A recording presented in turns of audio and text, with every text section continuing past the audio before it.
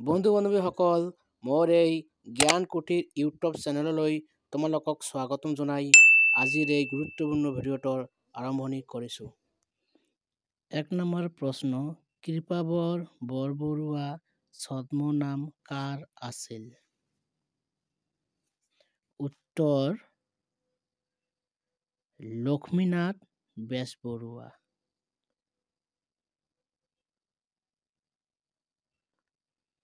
২ number প্ৰশ্ন, অসমীয়া ভাষা উন্নতি সাধনী সভা কেতিয়া প্ৰকাশ পাইছিল? উত্তৰ, ১৮৮৮ চনত।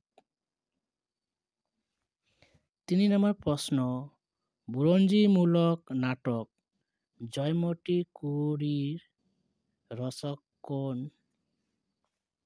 উত্তৰ, লক্ষ্মীনাথ বেজবৰুৱা।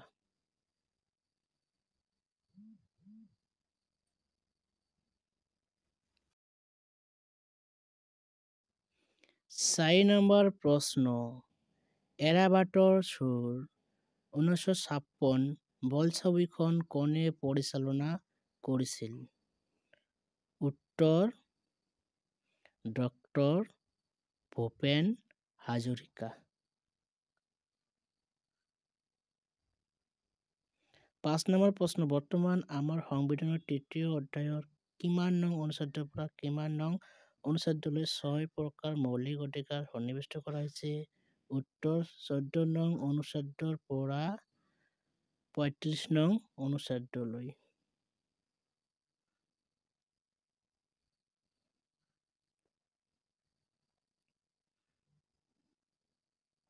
৬ নম্বৰ প্ৰশ্ন, বসু ডিমা কোন জনগোষ্ঠীয়ে পালন কৰা উৎসৱ? উত্তৰ, ডিমাছা। ৭ নম্বৰ প্ৰশ্ন, জন গণ মন ৰাষ্ট্ৰীয় সংগীত হিচাপে কেতিয়া স্বীকৃতি দিয়া হয়? উত্তৰ, ১৯৫০ চনৰ ২৪ জানুৱাৰীত। পৰা ৮ নম্বৰ প্ৰশ্ন, আমাৰ ৰাষ্ট্ৰীয় ফল কি? উত্তৰ হ'ব আম।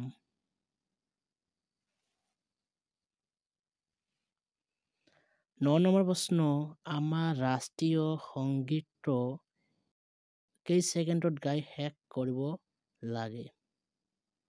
উত্তৰ, ৫২ ছেকেণ্ডত। ১০ নম্বৰ প্ৰশ্ন, অসমক প্ৰধানকৈ কেইটা প্ৰাকৃতিক বিভাগত ভাগ কৰা হৈছে? উত্তৰ হ'ব ৩টা ভাগত।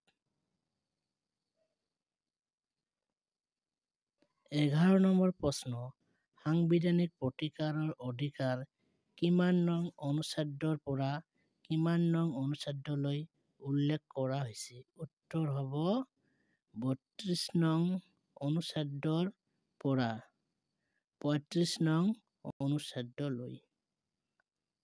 ১২ নম্বৰ প্ৰশ্ন, অসমৰ কোনখন জিলাত অধিক পৰিমাণে চূণশিল পোৱা যায়? উত্তৰ হ'ব কাৰ্বি আংলং জিলাত।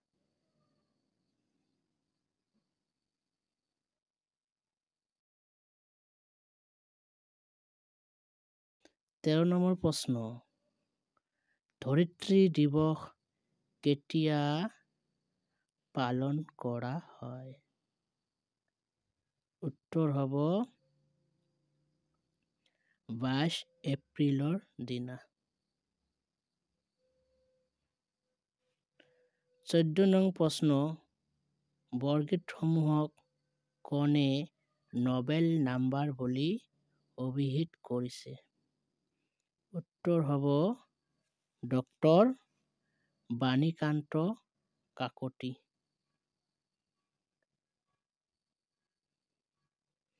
15 নং প্ৰশ্ন, কোনে সংবিধানৰ প্ৰতিকাৰৰ অধিকাৰক সংবিধানৰ আত্মা আৰু প্ৰাণকেন্দ্ৰ বুলি মন্তব্য কৰিছে? উত্তৰ হ'ব ডক্টৰ বি.আৰ. আম্বেদকাৰ। 16 নং প্ৰশ্ন, 1924 চনত গুৱাহাটীত অনুষ্ঠিত হোৱা অসম সাহিত্য সভাৰ সভাপতি কোন আছিল? উত্তৰ হ'ব লক্ষ্মীনাথ বেজবৰুৱা।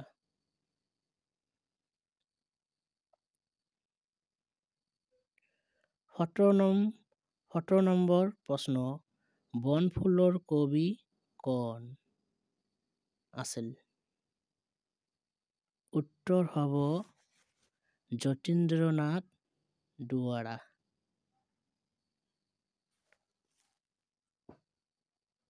18 নম্বৰ প্ৰশ্ন, হস্তী বিদ্যাৰ্ণৱ সাৰ সংগ্ৰহ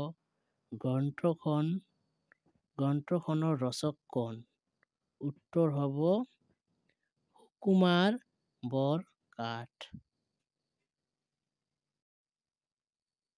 19 নম্বৰ প্ৰশ্ন, প্ৰথম অসমীয়া চিনেমাখনৰ নাম কি আছিল?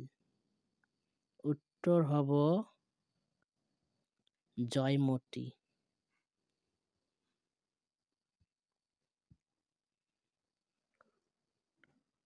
20 নম্বৰ প্ৰশ্নটো হ'ল, শংকৰদেৱৰ সৈতে মাধৱদেৱৰ প্ৰথম ঐতিহাসিক সাক্ষাৎক কি বুলি অভিহিত কৰা হৈছে? উত্তৰ হ'ব মণিকাঞ্চন সংযোগ বুলি অভিহিত কৰা হৈছে।